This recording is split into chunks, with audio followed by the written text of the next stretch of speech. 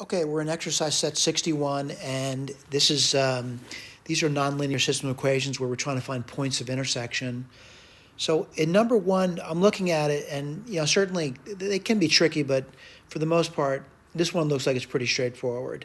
What I would do is I would use elimination on this problem. We would try to eliminate either the x squared or the y squared in the problem. So I guess looking at it, what I would probably do is multiply the top equation, and this could change from day to day, by the way, by minus 3. And if you did that, what would you get? You would get minus 9x squared minus 6y squared is equal to 66. And the bottom equation is 9x squared plus 5y squared is equal to 189. All right? Oh, by the way, I'm sorry. I forgot to multiply the 66 by 3. Let me put that down. Sorry about that. So what do you get over here? Minus, well, 3 times 60 is 180, 18, right? So 180 and 18, 198. All right, sorry about that. So then I'd add it together and, hope for the easiest thing possible. What do you get? You get y squared is equal to, 189 and, minus y squared. I'm really screwing up. Let's see, what do you get over there? Let's see, minus 9. Well, that's convenient, and I'll tell you why. That means y squared is equal to 9. What does that mean? Y is equal to plus or minus 3. Now here comes my problem. I want the points of intersection. So I'm going to say the system was rather easy to solve. Right. So what I'm going to do now is I'm done with that part. I know what the y is, but I don't know what the points of intersection are.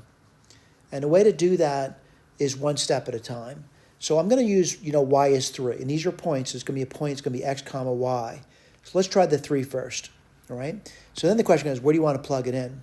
And the place to plug it in is, what's easy for you to plug it in. And certainly we have a key and a graph and all kinds of neat stuff that we can look at to verify our solutions are correct. But I'll say, the first equation looks pretty easy for me. And what do you get over there? 3x squared plus, well, let's see. If y is 3, what would you get? You would get 9, and 2 times 9 is 18. And that's 66. And I want to keep going along with this. What are you going to get over here? And this is just for the y is 3, by the way. We'll do y is minus 3 later. You get 3x squared is equal to 48. And this leads to x squared is equal to 16.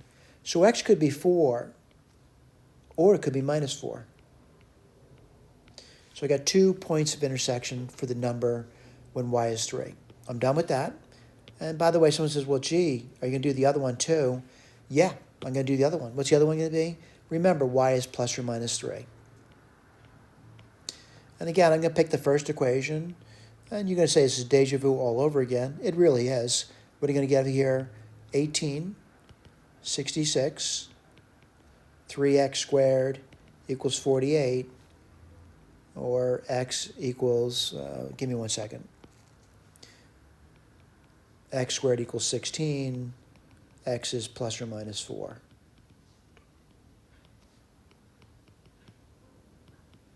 Four points of intersection. By the way, these are listed for you. I want to point out what I mean by that. We'll list them here. I do get a little narrative to talk about what I just did to accomplish that. Basically what I'm talking through. I did not read it to you. You can read through that if you want. But I got the 4, 3. I see that. I got the minus 4, 3. I see that. I see the 4 minus 3. I see that. And I see the minus 4 minus 3. I want to go to the next page and talk about, they give a picture of this as well. And pictures can be helpful. And we suggest you study those pictures. And what am I seeing? Well, I'm seeing 2 ellipses and where there's 4 points of intersection. And again, these pictures can be blown up. You can get a better idea of what those pictures are, all right? Now, granted, I did not graph that by hand. I graphed that by using a machine. Thank you.